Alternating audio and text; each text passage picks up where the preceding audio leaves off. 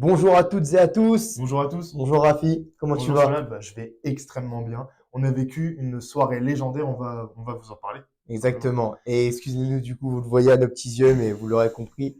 On sort de Ouais, deux deux nuits nuits d'affilée, dantesques. Vous c'était pouvez fou. les appeler comme vous voulez. Tous les mots, tous les grands mots sont possibles pour décrire ces deux soirées Mm. de WrestleMania. Vous savez, le but de Catch Talk, c'est des émissions mensuelles, des vidéos mensuelles sur les plus grands shows, tous les pay-per-view. Et quoi de mieux pour commencer notre chaîne, Rafi, Mm. que le plus grand. Ouais, c'est WrestleMania, c'est là où toutes les célébrités et tous les catcheurs se réunissent pour finir des histoires. Et justement, des histoires, on en a fini. Et d'ailleurs, premièrement, la première nuit de WrestleMania, il y avait 72 500 spectateurs, c'était absolument fou. Et qu'est-ce que tu en as pensé, cela? Quelle nuit exceptionnelle pour lancer ce WrestleMania. On pouvait pas mieux rêver. Le rythme était là, l'intensité aussi, même dans les combats dans lesquels il y avait peut-être un peu moins d'enjeu entre guillemets, mais l'enjeu était là bien Totalement. sûr dans tous les combats. Dès qu'on a WrestleMania, c'est qu'il y a un enjeu, il y a une rivalité qui est créée. Mhm. Mais non, le rythme, l'envie, jusqu'au main event qui était aussi fou. Ouais. Non, franchement, une très très belle nuit et c'était de bon augure pour ce qui nous attendait dans la deuxième. Donc pas Mhm. déçu de m'être réveillé aussi pour cette Ouais. première nuit qui était vraiment exceptionnelle aussi. Ouais. On a eu du Becky Lynch contre Rhea Ripley pour le titre féminin. On a eu un match frère contre frère, sang contre Oh sang. oui, Jey Uso contre Jimmy Uso, c'était vraiment passionnant. On a eu aussi un grand match Sami Zayn oh oui, contre Gunther qui a réussi à battre l'impossible. le champion, le ring général.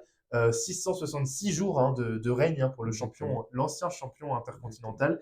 Et c'était vraiment un match de fou. Et le main event, surtout cela. Et le main event est le plus gros tag team match de l'histoire. En tout cas, c'est C'était comme fou. ça qu'on le C'était fou. décrivait. Cody Rhodes et Seth Rollins d'un côté, face à Roman Reigns et The Rock. Et mon cher Rafi, ce Mhm. qu'il faut rappeler, c'est que trois de ces superstars recombattaient dans la nuit Exactement. 2. Donc Roman Reigns, vous le C'était savez, fou. face à Cody Rhodes, donc Cody Mhm. Rhodes aussi. Et Seth Rollins avait un match de défense de son titre face à Drew McIntyre dans cette nuit 2. Donc Exactement. les superstars ont pris des risques pour arriver affaiblis ou en tout Mhm. cas plus fatigués à la nuit 2 et nous ont offert quand Ouais. même un combat assez légendaire, on va pas se mentir, avec des retournements de situation. Seth Rollins qui est passé à travers la barricade, Cody Rhodes qui a fait passer The Rock à travers une table, enfin, des trucs, mais on Ouais. va vous laisser voir les images sur nos réseaux sociaux. D'ailleurs, n'hésitez pas à nous suivre sur nos réseaux sociaux. Exactement. On commence à être présent, donc Ouais. plus on se fera voir, plus Catch Talk prendra son ampleur. Donc une très très belle nuit, mais mention spéciale à notre québécois francophone Sami Zayn qui a fait Exactement. l'impossible. Moi, je te le dis, Rafi, j'y croyais que très peu, voire Ouais. pas du tout. Et je suis Il très a très réussi à faire content quelque chose du d'incroyable. résultat final. Et du coup, la nuit 2 est Oh oui, exceptionnelle. oh, La nuit 1 était très très bien, mais la nuit 2, c'est sûr que aussi c'était très très attendu. Donc, on a eu déjà Seth Rollins, du coup, qui a combattu contre Drew McIntyre et McIntyre a remporté le match, mais s'est fait voler la ceinture par Damian Priest. Un quel très moment. gros retournement de situation. On a eu de très gros matchs. Bailey contre Io Sky, on a eu un match 3 contre 3 avec des grosses Très surprises. intéressant. Mais ce qui nous intéresse le plus, c'est le main event. Cody Rhodes a fini son histoire Bravo, contre bravo Roman Rafi, Reigns. bravo, J'avais bravo. prédit, et franchement, c'était incroyable. Non, Un ouais. stade plein, des entrées folles. C'était vraiment, vraiment incroyable. Non, mais c'est ça. Après, voilà, vous savez, enfin, on se charrie beaucoup là-dessus parce que c'est vrai que moi, je suis un fan de Roman Reigns personnellement, mais c'est vrai qu'on est plus dans le chambrage et même dans le respect. Mm, En fait, au début, pour tout vous dire, on a commencé à se chambrer, mais après, on était plus dans c'est l'admiration et ça. dans la beauté de ce qui était en train de se passer. Oui. On avait l'impression d'être dans les fans à Philadelphie tellement ce combat a été légendaire. C'est Mm, parti dans tous les sens. On a vu des retours de dingue. De toute façon, oui. vous les verrez à l'image, mais John Cena, entre autres, l'Undertaker. Enfin, Oh, c'était incroyable. on va vous laisser regarder les C'était images. fou. Mais voilà, tout ça pour dire que nous, on se charrie. Bien sûr que même moi, en tant que fan de la WWE, je suis très, très content pour Cody Rhodes. Mhm. Voilà. Même toi, je te l'ai pas dit encore en arrière, en coulisses, mais je suis très, très content pour lui parce que Oui. Ah, c'est il fou. va gagner 2 Royal Rumble et enfin, il arrive à battre l'impossible, hein, parce que on parle de The Rock comme le final boss, mais pour lui, son Mm. final boss, c'était Roman Reigns. Et il 1316 l'a jours ouais, de exactement règne, c'est fou. le quatrième plus long règne de l'histoire. Mm. Et franchement, c'est énorme et ça a été La WWE, pardon, l'a promis, ça a été le plus grand WrestleMania de l'histoire. Ouais. Franchement, faut le dire. Et du coup, le mois prochain, c'est Backlash en France. On arrive en Qu'est-ce France. qui va se passer? Quel adversaire va affronter Cody Rhodes pour la ceinture? Ce sera forcément très attendu de ce match. Donc, Exactement. on vous laisse dans les commentaires proposer aussi des superstars qui Pourquoi pas. pourraient affronter Cody Rhodes. Et justement, on est allé sur le terrain, nous, interviewer un club proche de Nantes qui s'appelle le Catch Club du Pays de Ré. C'était Exactement. très, très intéressant. Bon, Exact. ils ont peut-être pas une approche très, très proche, on va dire, du catch américain, mais c'était très, très intéressant de suivre ça, Solal, dans un petit club français. Oui, disons que eux, ils sont plus là pour pratiquer, pour prendre du plaisir. Le catch américain, ils ne sont pas trop. C'est pas forcément des fans de catch américain, ou en tout cas à l'ancienne et maintenant ne suivent plus. Ils s'en inspirent pas du tout pour catcher. Mais là, forcément, l'événement fait que comme ça vient en France, ils sont obligés de savoir, de connaître. Et au sein de leur club, ils ont dû avoir des infos pour peut-être avoir des places, mais même eux savent que ça a été compliqué aussi et parce que c'est parti très très vite et que les prix étaient très très chers.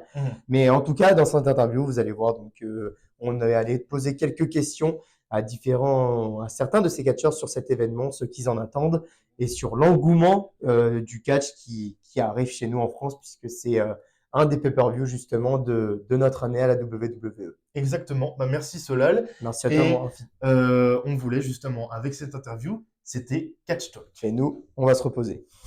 C'est sûr.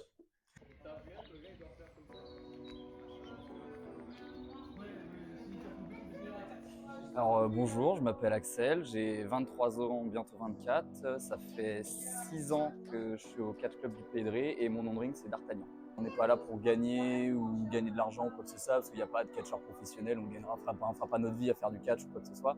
Et du coup, comme c'est un peu détente, on se fait plaisir, on s'amuse, on a quand même des entraînements qui permettent de garder la forme et après derrière, on peut venir un peu quand on veut. Enfin voilà, c'est vraiment, on vient là que pour le plaisir, donc forcément c'est ce qui me plaît le plus dans le club. Et après, le côté représentation, de savoir ce qu'on a appris au club et de pouvoir mettre en avant ce qu'on a, de réussir et de catcher devant un public, et forcément c'est ce qui nous fait kiffer. Dans le club, c'est ça, c'est détente, c'est gentillet. Enfin, on est quand même très sérieux une fois qu'on pas très sérieux sur un ring, mais dans l'apprentissage, on est très sérieux parce que mine de rien, on a potentiellement la vie de quelqu'un d'autre dans les mains.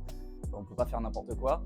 Mais après, dès qu'on est à l'extérieur du ring ou même quand on commence à avoir un peu plus l'habitude et qu'on se fait confiance, on peut déconner sur le ring. Mais par contre, dès qu'on est dans un combat et qu'on est sur une vraie représentation, là par contre, on est sérieux, on est dans notre personnage et on essaye de faire kiffer les gens parce que c'est le but du truc, quoi. Un peu comme moi je vois ça un peu comme du théâtre sportif. Moi je vois ça un peu comme ça. On est dans notre personnage, on est là pour faire notre représentation et faire kiffer les gens. Je pense que dans le club, il y en a beaucoup qui sont venus parce qu'ils suivaient le catch américain quand ils étaient jeunes. C'était le cas de mon frère à l'époque. Après, il y en a les beaucoup plus anciens, eux, ils sont venus parce que c'est surtout un truc un peu familial. Par exemple, mon père, c'est le président du club. Il y a mon frangin qui catch depuis 15 ans. Moi, je suis là. Le créateur du club, il y a son fils et son petit-fils et son arrière-petit-fils potentiellement. Donc, vraiment, ça reste un peu dans le même milieu. Donc forcément, ceux qui suivent des gens, ils viennent. Ça peut être des amis qui viennent essayer, ils aiment bien, donc ils restent, etc. Mais oui, il y a une partie qui viennent parce qu'ils suivaient le catch américain à l'époque. C'est intéressant de voir que le catch en France, ça commence à reprendre de plus en plus d'intérêt. Maintenant, est-ce que ça va durer dans le temps? Je sais pas. Je pense que maintenant, les gens en fait, qui ont grandi avec le catch, ils ont vieilli. Du coup, ils vont peut-être se réintéresser à ce qu'ils regardaient avant. Et après, du coup, se réintéresser, réapprendre à reconnaître le catch et à redécouvrir ça. Mais après, je ne sais pas si ça va durer à la mode comme 2-3 ans comme on avait eu dans les années 2010 ou si ça va perdurer dans le temps. Je pense que dans l'idée, maintenant que la WWE reconnaît la France comme étant un public intéressant, je pense qu'ils vont déjà commencer à être plus régulièrement ici, revenir et puis essayer de faire des shows de catch peut-être plus intéressants pour eux aussi. Vas-y hop, pousse.